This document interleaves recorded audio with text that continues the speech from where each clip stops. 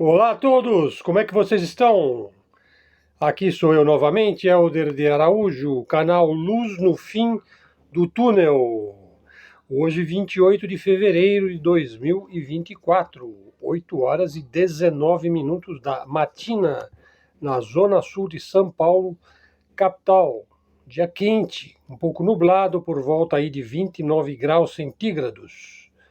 Morreu Jacob Rothschild, o fundador de Israel. O banqueiro de investimentos britânico Jacob Rothschild, patriarca de uma das mais famosas dinastias bancárias da Europa e do mundo, morreu aos 87 anos, anunciou ontem sua família. Rothschild era um excepcional financista, um grande defensor da arte e da cultura, um funcionário público dedicado, um apoiante apaixonado de causas caritativas em Israel e da cultura judaica, ambientalista fervoroso, amigo, pai e avô muito amado, acrescentou a nota. O fato é que o filantropo sionista, nascido na Inglaterra em 1936, foi o quarto barão de Rothschild. Iniciou sua carreira aí em 1963 no banco de sua família, né? A mega dinastia bancária sionista, N.M. Rothschild Sons. E depois ele fundou, junto com os irmãos, os primos dele, o J. Rothschild Assurance Group, de onde saiu o atual gestor de ativos da St. James Place, com sede naturalmente em Londres.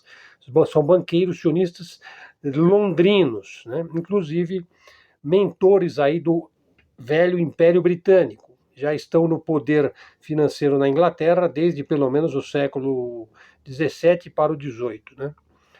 O Rothschild aí, o Jacob, era bastante conhecido como um patrono, um mecenas, né, das artes. Inclusive administrou pessoalmente a British National Gallery entre 1985 e 1991. O mais velho da dinastia Rothschild, Rothschild, escudo vermelho em alemão, que é o brasão da poderosa família. Essa poderosa família se iniciou em Frankfurt, na Alemanha, ainda por volta lá do início do século XVI, 1500 e nada. A partir do século XVIII, tornaram-se conhecidos como banqueiros e muito famosos por emprestarem sempre dinheiro para os dois lados de um conflito, como se deu no caso das guerras napoleônicas. A dinastia Rothschild do lado francês emprestava dinheiro para o Napoleão e a dinastia Rothschild do lado inglês emprestava dinheiro para os ingleses, para o almirante Nelson. Né? No século XIX, encontravam-se entre os mais influentes e importantes financistas da Europa. Portanto, essa família está ligada ao Império Britânico, à família monárquica inglesa, ao mandado britânico da Palestina e mais tarde fortemente influente na fundação do Estado de Israel, que através da Declaração de Balfour, que é de 1917, o mesmo ano da Revolução Leninista na Rússia, prometeu a Lord Rothschild um lar para o povo judeu, nas mesmas terras que um ano antes acordara com a França, no sentido de dividir a região em 5 territórios. Portanto, ele prometeu uma terra ao povo judeu que já estava ocupada pelo povo palestino. Os ingleses prometeram então aos Rothschild as mesmas terras que eles tinham antes prometido aos árabes, a troco dos árabes os ajudarem a expulsar os turco-otomanos da região do Oriente Médio, sabendo que naquelas terras havia muito petróleo em abundância, como se comprovou com o tempo. E abriu um problema permanente que dura até os dias de hoje. A Declaração de Balfour rezava que o governo de Sua Majestade vê com bons olhos o estabelecimento de um lar nacional na Palestina para o povo judeu e envidará todos os esforços para facilitar a consecução deste objetivo. Em 2010, uma entidade aí associada à família Rothschild adquiriu uma participação na Genie Energy pouco antes de começar a Primavera Árabe na Síria, que deu início à Guerra da Síria. Em 2013, essa companhia, a Genie Energy, ficou com os direitos exclusivos da exploração de petróleo e gás numa área de 153 milhas quadradas na parte sul das colinas de Golã, né, que são ocupadas ilegalmente por Israel, desde a Guerra Civil pela disputa da região.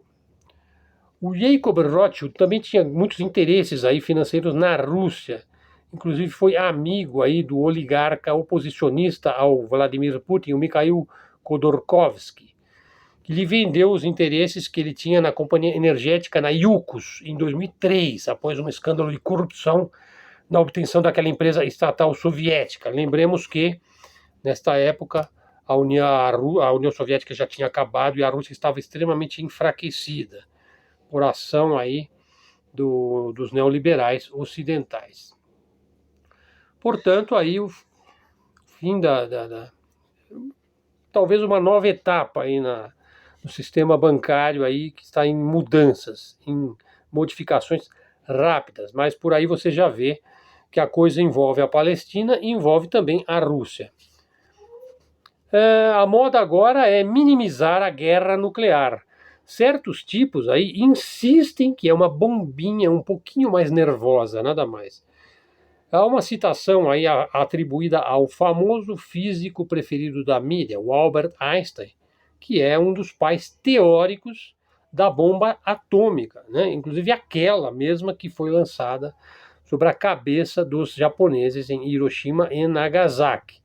Ele fala o seguinte, segundo o que se diz aí, o Albert Einstein, ele falou: não sei com que arma será travada a Terceira Guerra Mundial, mas a Quarta Guerra Mundial será travada com paus e pedras, porque é tudo que vai restar, né?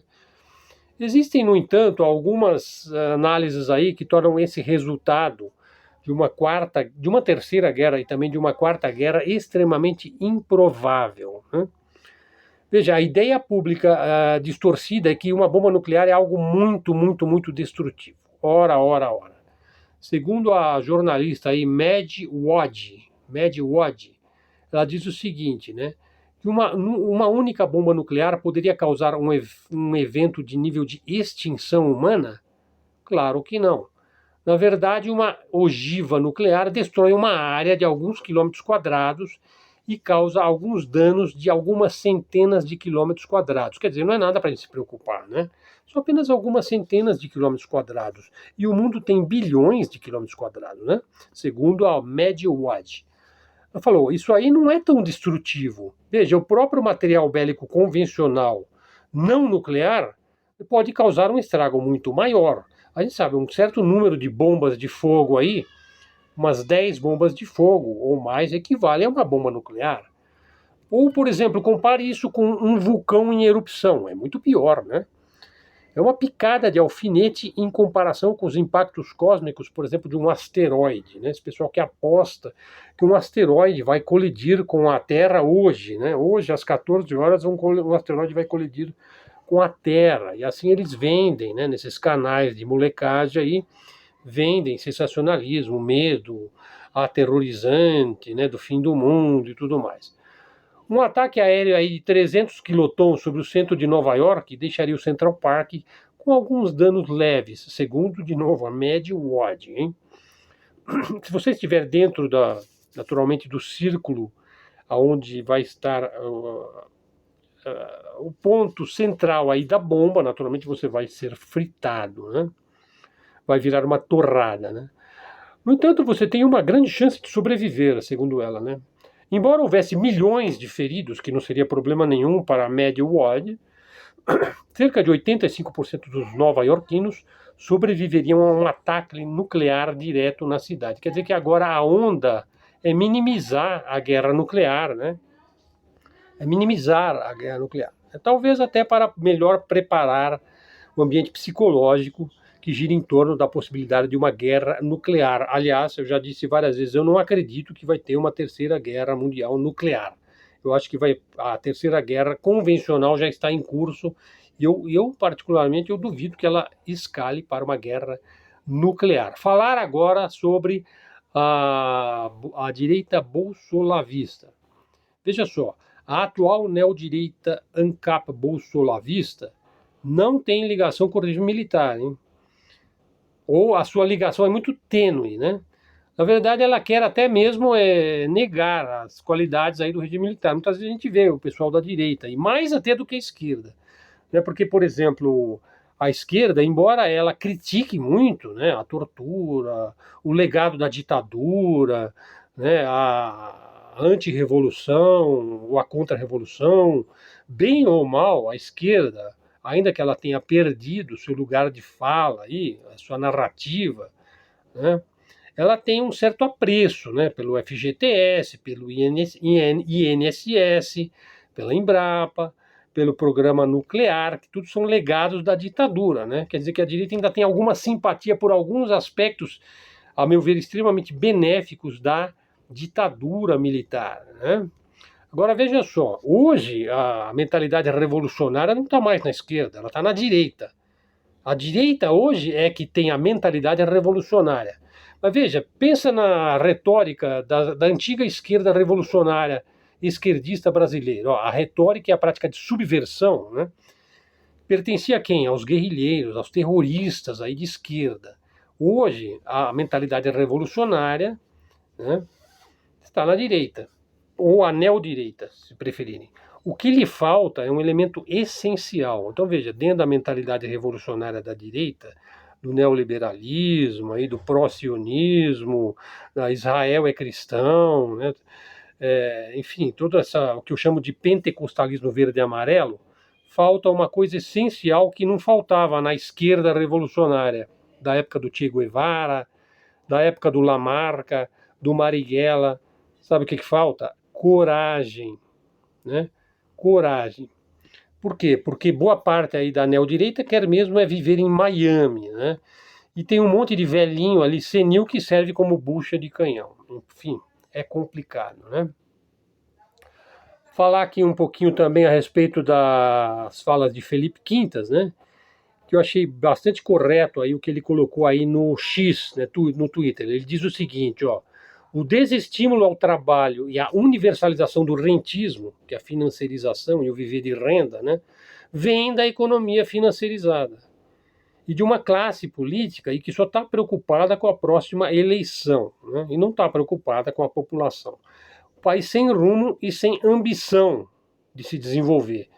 Então a solução não é retirar os benefícios sociais de quem precisa realmente. Talvez possa aperfeiçoar naturalmente.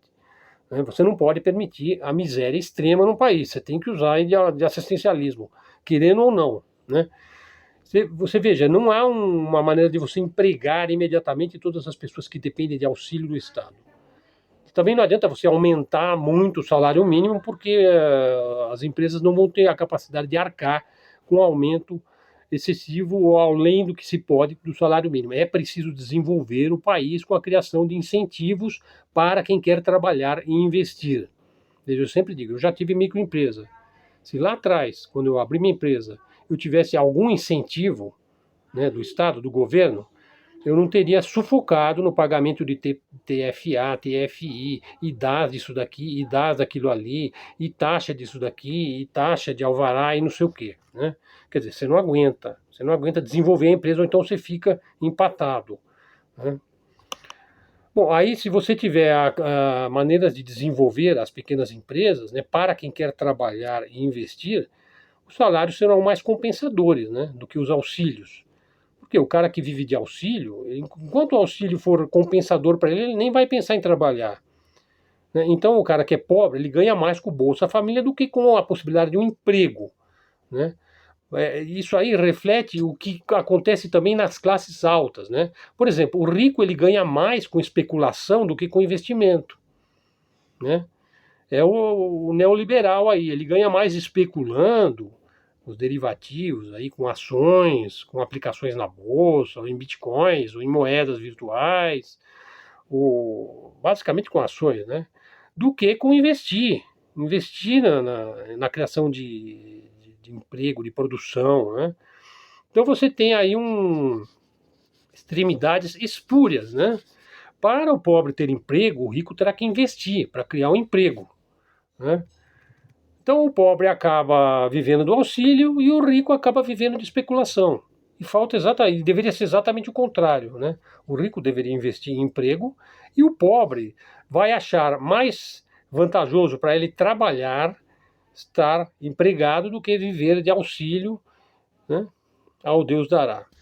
Então o Estado tem que entrar como? Para disciplinar o capital e regular e modelar a economia no sentido do bem comum. Precisamos falar disso. Infelizmente temos que falar disso. De justiça social, de bem comum. Não dá para você gostar de viver, não dá para você aceitar um país onde você tem muita miséria, muita favela, muita comunidade, onde o Estado não tem voz, né? Então é isso, pessoal. Bom, agora para terminar o meu vídeo eu vou falar o assunto principal do vídeo, hein? Ó, política é a arte de ser pragmático. Veja, com relação à disputa direita versus esquerda no Brasil. Presta atenção agora. Ó. A pior coisa que a esquerda poderia fazer agora seria coibir, proibir, amordaçar, boicotar, impedir o eleitorado bolsonarista de se manifestar. Veja, eu sou totalmente contra esse tipo de boicote e de perseguição à neodireita, por pior que ela seja. Veja, a esquerda não tem mais voz. Segundo ponto, ela perdeu a voz para o bolsonavismo. A narrativa está com a direita. Como eu já disse, a mentalidade revolucionária hoje é da direita. Então a esquerda, ela precisa encontrar a sua razão de ser, a sua fala, a sua narrativa. Ela precisa se refazer, se reciclar, né? Retomar aí a sua razão de ser e como ser, né? Então ela tem que focar no que o bolsonarismo já tem, que é a hegemonia das ruas, né? O bolsonarismo é forte, só que com o Bolsonaro é um problema insolúvel, na minha opinião. O bolsonarismo com o Bolsonaro é insolúvel, mas com o Tarcísio tem tudo para ganhar as próximas eleições. E a esquerda vai ter quem? A esquerda vai ter o Haddad, que é o seu candidato natural, o seu homem, que eu particularmente eu não acredito numa mais uma eleição do Lula, né? Então o Lula ele deveria ser inteligente, pragmático e apoiar o seu homem aí, que é o Haddad, né? Enfim, eu acho que a direita vai ter o Tarcísio e a esquerda vai ter o Haddad.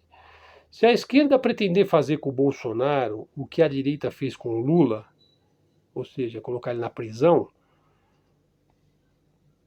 isso seria benéfico ao Tarcísio, mais uma vez. Então, eu não acho que o Brasil vai para um bom caminho com a volta do Bolsonaro.